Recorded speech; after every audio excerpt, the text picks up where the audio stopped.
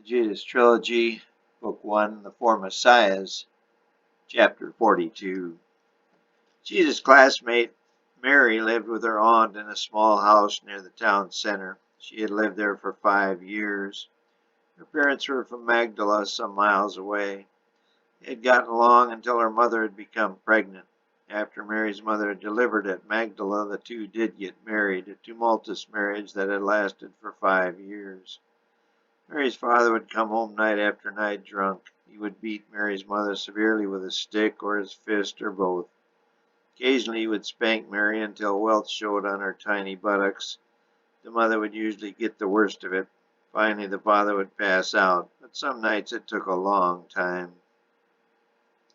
Mary was terrified of her father. In the morning he was as sweet as any father and nice to her mother.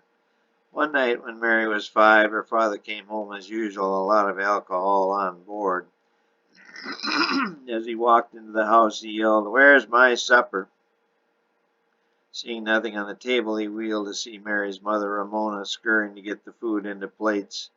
This day he was home earlier than usual, and she was not ready. She quickly put a hot dish on the table, knowing it was still cold. Little Mary was just outside the back door, listening intently but silently, not wanting to get in the way of her father's wrath. "This slop is cold," her father yelled. Mary's mother began to tremble. He saw this, and it only fueled the fire. His face turned red as his anger rose. "Get me food, hot food, and I want it now." He began to shake with anger. "You can't cook, you worthless woman. You can't work. You can't make love. You can't do anything." She kept cowering in the corner of the room, unable to speak. "Get busy," he yelled, his voice still loud, but his speech beginning to slur. "Are you deaf and dumb, woman?" He stood over her. Little Mary started to cry. He heard her. "Where's that rotten kid? Shut up." Mary couldn't help it. She began to cry louder. "I said shut up."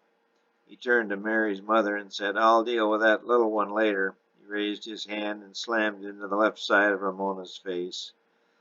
The blow sent her sprawling across the room. She landed against the wall, her head thudding against the stone. Little Mary heard the sickening crunch of bone on cement.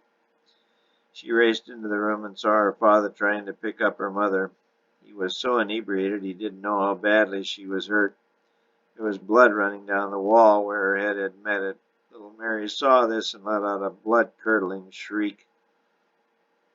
This startled even the drunken father. He squinted through his blurred gaze and saw the blood. "Uh-oh." He dropped his wife and she hit the floor, her blood spraying both on him and poor little Mary in the face. Mary was now in shock. Assessing the situation as rapidly as his pickled brain would allow, he turned and glared at Mary, realizing what he must do to cover up this mess. Now he turned toward his daughter, who was frozen, a hideous stare in her face. She could not move. Mary's mouth was wide open, as if to scream, but no words came out. He walked slowly and deliberately toward her. Slowly he raised his hand in preparation to strike down his only daughter. As he initiated the downward blow with his right hand, he felt a large hand on his right shoulder. Startled, he halted the descent of his blow toward Mary and wheeled to see who was behind him. As he wheeled, he heard a voice. "Can I help you, friend?" His eyes widened, vision clearing slightly. A man stood facing him, similar in height and equally well built. The man was staring into his eyes, a slight smile on his face. Mary was not the only threat to expose him. Now there was another. He looked down at his wife's crumpled body as it lay on the floor. He must act. His dull brain was suddenly, reflexively feeling in control. "Can I?" As the word again came from the stranger's mouth, he swung his clenched right hand with all his might. It caught the stranger full on the left jaw. The stranger staggered back, but did not go down. He took a step toward the intruder and swung his left hand, fist closed, again into the stranger's jaw. The stranger seemed dazed, but again he did not go down. As Mary's father steadied himself, preparing to strike for the third time, he turned just for an instant to check on Mary. He never saw it, but the right hand that caught the left side of his jaw was unlike any that he had ever felt. It sent him sprawling across the room. He He landed on his back on top of the crumpled body of his now breathless wife.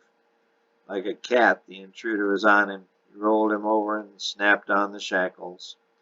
You are under arrest. You have the right to remain silent.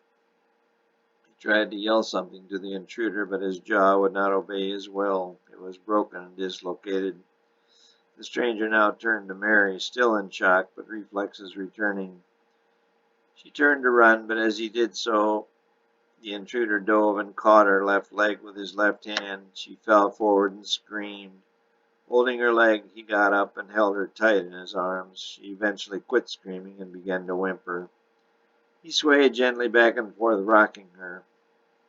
She kept whimpering but stopped struggling. She stared at the bright bracelet on his right hand, only a few inches from her face. It was engraved with the Roman seal of Caesar. It was the only thing she would remember of that night, and the one thing she would never forget.